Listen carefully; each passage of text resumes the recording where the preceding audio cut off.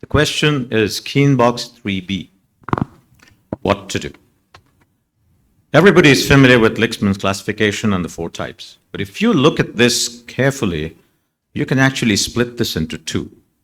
The first 2 where the lunate is maintained, and the next where the lunate is collapsed. And I have a very simple algorithm. If the lunate is maintained, you want to save the lunate, and if the lunate is collapsed, you want to save the wrist. So what's going on in 3B? Not only has the lunate collapsed, the scaphoid is now fixed in rotation. So what do? For any procedure to be practical, it has to meet 3 criteria: biological, biomechanical, and predictability criteria. Biologically, the lunate loses blood supply, it becomes sclerotic, it fractures, and it collapses. In short, the lunate is the problem. Biomechanically, Keinbock is difficult to treat because Keinbock affects the best part of the wrist joint. What do I mean by that? If you look at the wrist, each part of the wrist has a different shape. The scaphoid fossa is like a spoon. The proximal scaphoid is also like a spoon. Spoons are a problem. Now, spoons can be a perfect fit, but they fit in only one direction.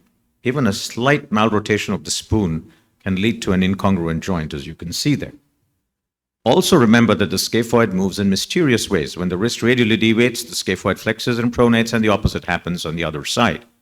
And that is exactly why, no matter what the problem at the wrist, whether it's a slack wrist or a snack wrist or a Keinbock, every carpal problem leads to radioscaphoid OA.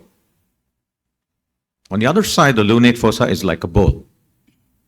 The lunate is also like a bowl, and the proximal capitate is shaped like a ball.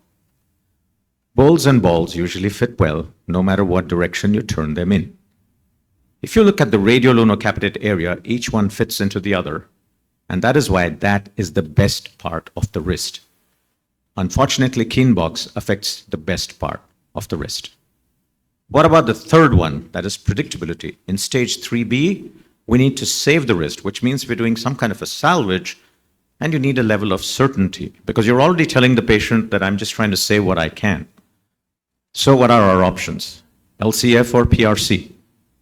Let's just look at PRC and see how it matches up to our criteria. Biological, biomechanical, predictability. The problem is in the lunate, everything wrong. The ischemic pain is in the lunate, that's where it collapses, that's where arthritis gets triggered. PRC gets rid of the lunate. Biological, tick.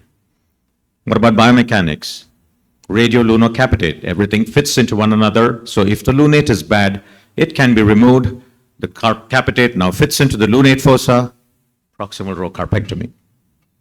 Also, PRC gets rid of the most biomechanically problematic area, which is the spoon or the radioscaphoid joint.